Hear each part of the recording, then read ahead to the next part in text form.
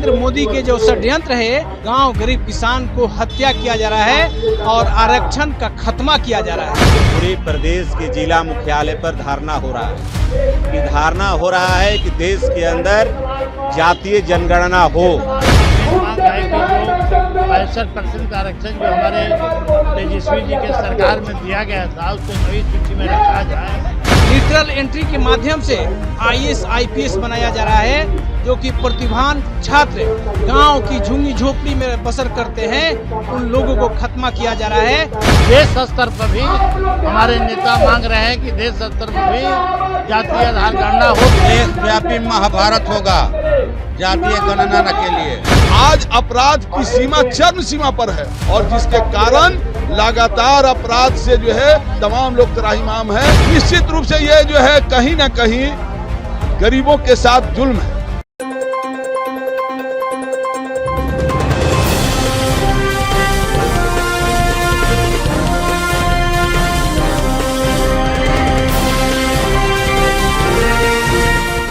नमस्कार, शाहबाद समाचार में आपका स्वागत है। मैं हूं आपके साथ अमन कुमार। देश में जातिगत जनगणना को 65% के आरक्षण के दायरे में संविधान की 9वीं अनुसूची में जो है शामिल करने को लेकर आज राजद के द्वारा पूरे बिहार में एक दिवसीय धरना का आयोजन किया गया है। आपको बता दें कि इसको लेकर भोजपुर जिले के आरा में भी एक दिवसीय धरना का आयोजन किया गया, जिसमें आप देख सकते हैं कि तमाम जो है भोजपुर जिले के आरा के सांसद सहित भोजपुर से तमाम विधायक, पूर्व विधायक जो है वो मौजूद हुए हैं और तमाम हजारों की संख्या में जो कार्यकर्ता है वो भी धरना में सम्मिलित हुए हैं। इनसे जानेंगे और बात करेंगे और जानने की कोशिश करेंगे। आप बताइए सर, क्या कहिएगा जिस तरीके से 9वीं सूची में दायरे के लिए आज एक दिवसीय धरना दिया गया, क्या कुछ जाना हम लोग को जो एक दिवसीय जो धरना आज बैठे हुए हैं, इसमें हम लोग का मेन मांग है कि जो 65% आरक्षण जो हमारे तेजस्वी जी के सरकार में दिया गया था उसको नई सूची में रखा जाए। लेकिन नीतीश कुमार के दोहरी नीति के कारण ये जो है सो हाई कोर्ट में, बिहार का हाई कोर्ट ने इसको अथी किया है और कोई इन्होंने कार्रवाई नहीं कर रहे हैं। इसलिए हम लोग का इसके खिलाफ में बैठेंगे नहीं। और जातीय जनगणना हुआ, उसका जो हमारे आर्थिक रूप से जो लोग कमज़ोर हैं, जिनको सर्वे करके जातीय आधार गणना में किया था, उस पर बढ़ाने का काम किया जाए।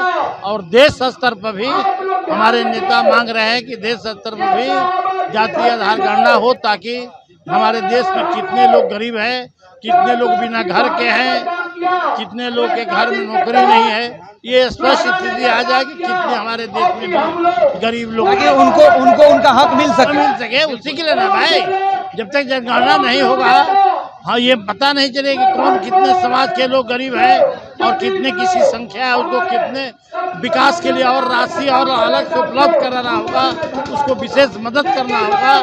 हमारे साथ सांसद है, इनसे सरकार नहीं सोचती है तो आंदोलन होगा, देशव्यापी महाभारत होगा जातीय गणना के लिए। हर राज्य में जो है इसके लिए स्थितियां बन रही है, तैयार हो रही हैं और जातीय गणना करवाना है इनको।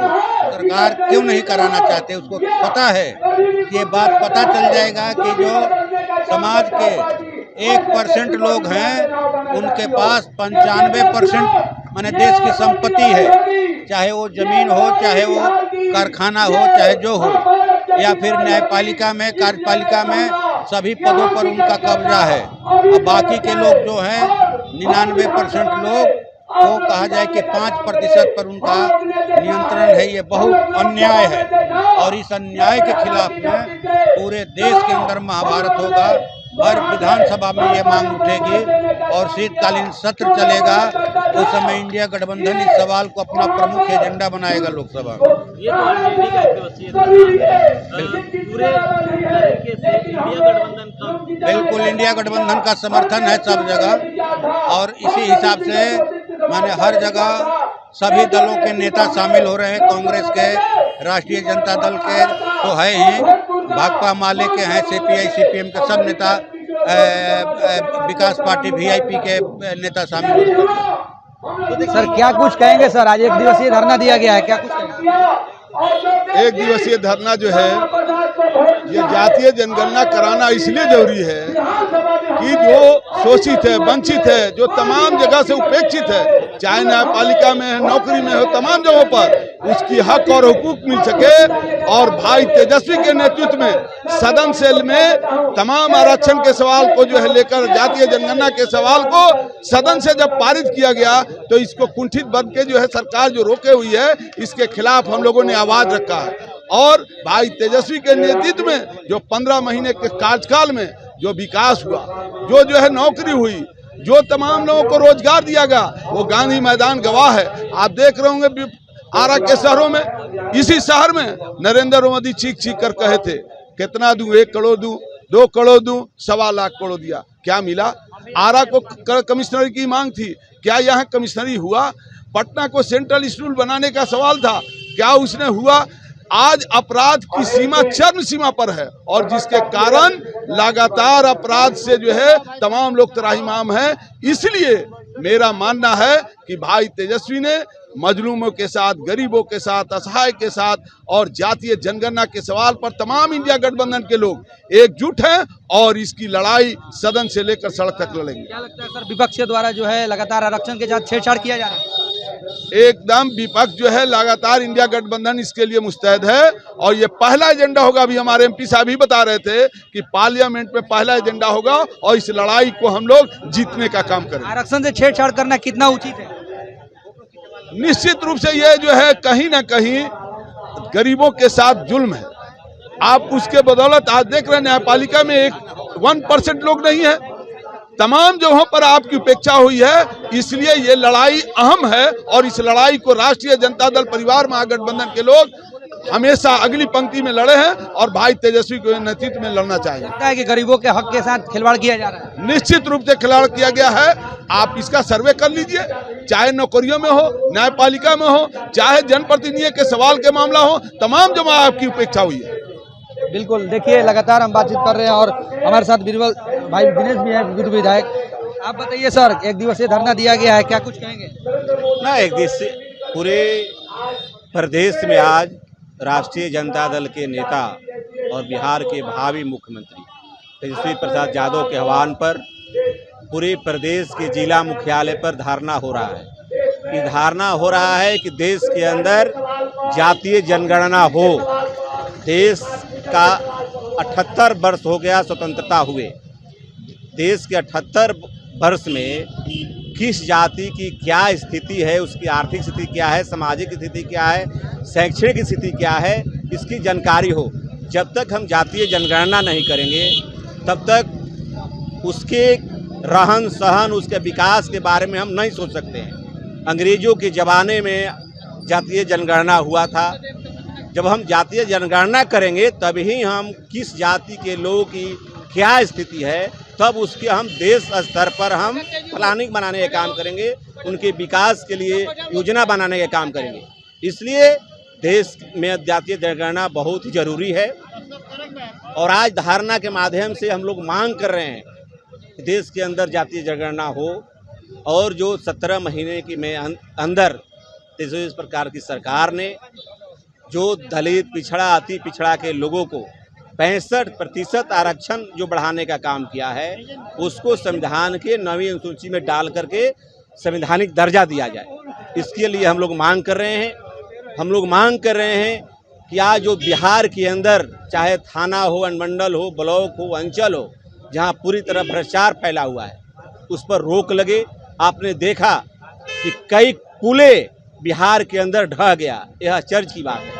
सबसे आश्चर्य की बात है कि ऐसे जगह पुल बनाया गया जहां पर कहीं भी नदी नाला नहीं था, वह केवल पैसे को लूट करने के लिए। इसलिए हम लोग मांग कर रहे हैं कि इसकी जांच हो और अभी तक जो एजेंसी पुल बनाया उसको अभी तक गिरफ्तारी नहीं हुआ, कोई केस दर्ज नहीं हुआ।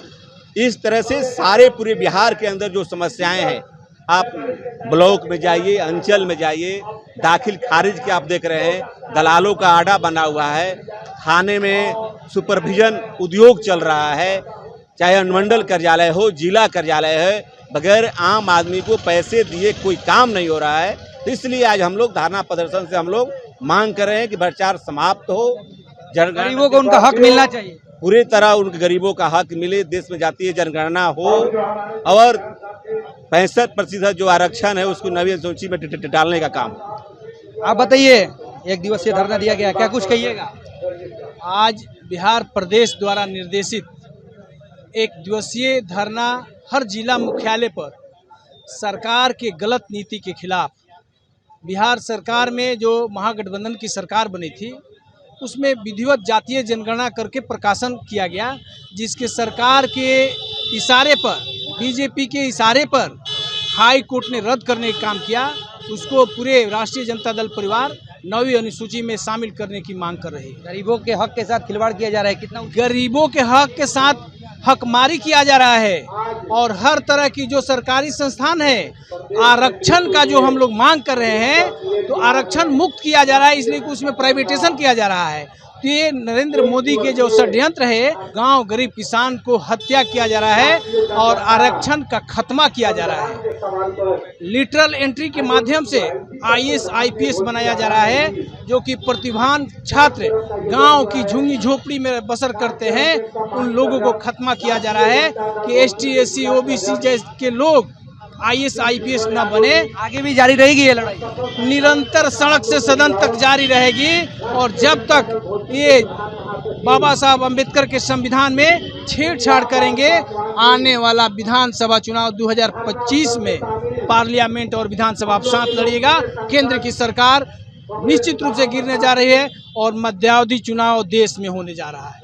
जी बिल्कुल, देखिए RJD के द्वारा एक दिवसीय धरना जो है पूरे बिहार में देखा जा रहा है और उसको लेकर आरा में भी एक दिवसीय धरना का आयोजन किया, जिसमें भोजपुर जिले के आरा के सांसद सहित विधायक, पूर्व विधायक जो है वो उपस्थित रहे और तमाम हजारों की संख्या में जो कार्यकर्ता है, जो नेता है, जो समर्थक है वो जुटे हुए हैं। और अब देखने वाली बात यह है कि आरक्षण को लेकर जो इनकी लड़ाई है वो कितने दूर तक जाती है और इसकी आवाज़ कहाँ तक गूंजती है। हमें दीजिए, नमस्कार।